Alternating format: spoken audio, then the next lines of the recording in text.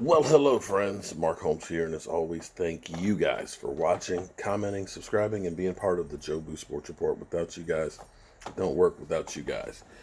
Okay, so trade deadline is about 3.5 hours away from right now, and I just I feel like we're kind of a rudderless ship right now.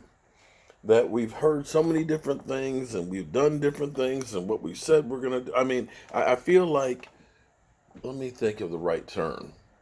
They're baffling us with bullshit. That's the right term. Because I don't know what to.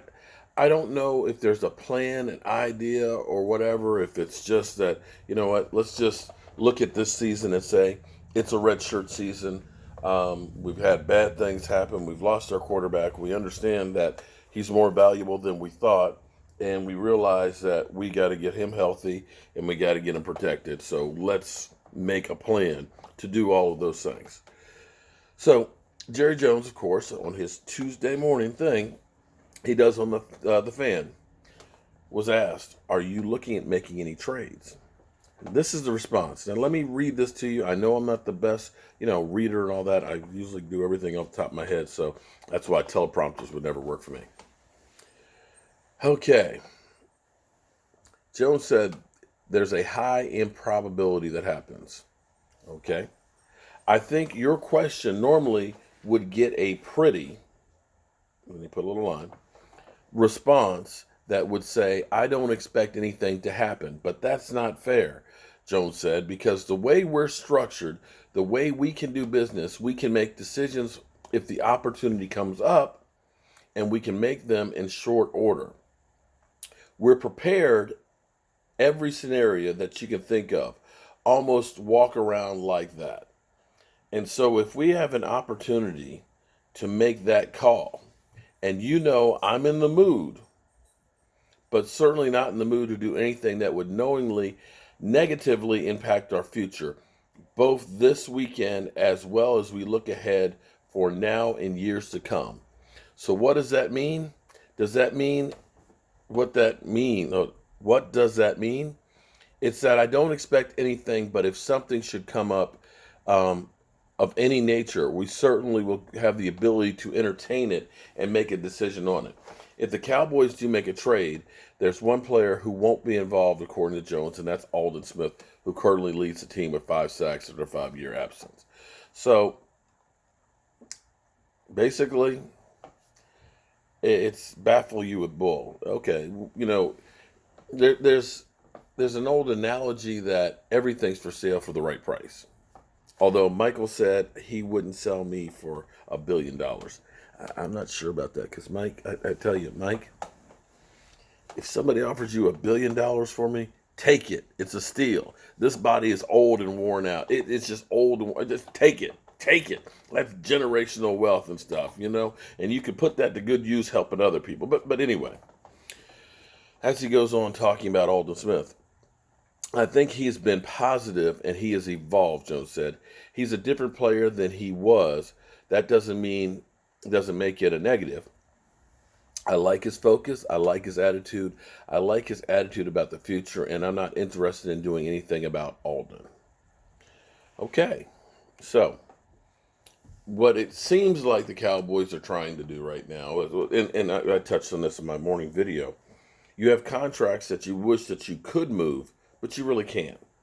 You got to look at D-Laws. D-Law you can't move if you wanted to. You look at Zeke Elliott.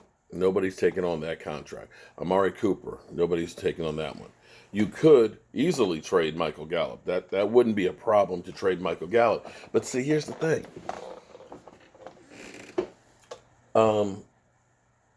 You look at future plans.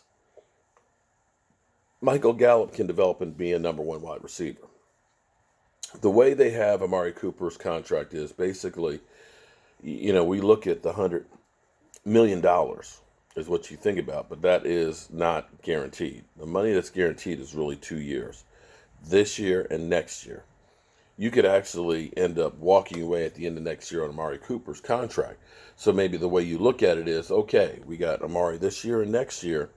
And next year we turn around and we pay Michael Gallup. We can let Amari Cooper go. He's getting a little older, unless it's like you look at it and say, now, these are the three amigos, CeeDee Lamb, Michael Gallup, and Amari Cooper that are, really balling out. So that's why you don't trade a Michael Gallup, because, he benefits some because of the people that are around him as well as the other guys. And to finally have something that works on the Cowboys. We don't have a lot of things that really and truly work. You don't want to mess with the things that work. And back to this whole point of it's kind of comical now when you look at people say, well, with the weapons that you got around you, anybody could succeed. But that's kind of like saying, you know what? In my driveway, I've got a F-22 Raptor, fully loaded with armament, right? It's ready to go to war. I mean, literally, it's ready to go to war. But if you don't have a pilot that can fly it, yeah, it's an awesome weapon, but you can't get it off the ground. And herein lies the problem for the Dallas Cowboys. We've learned DiNucci needs a whole lot more work. The early hype and all that, it was fun. Think that he's the first quarterback from JMU to start a game in the NFL. But the reality sets in. And the reality set in, of course, that Andy Dalton right now is still in the concussion protocol and may not be available for Sunday. So, back to this being a redshirt season.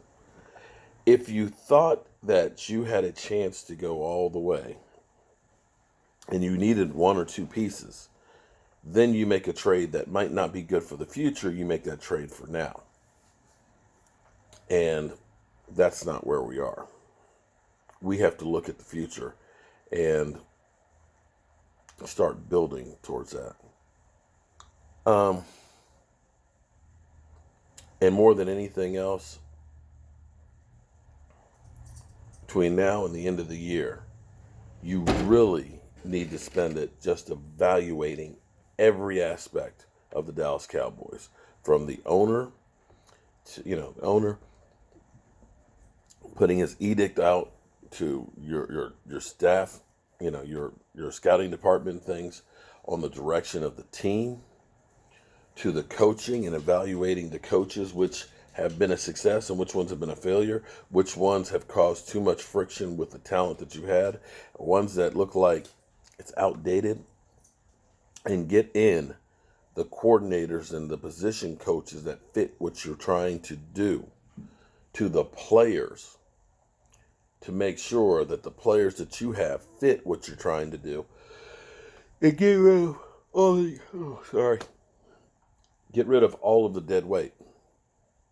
Anybody who's not all about playing football, get rid of them.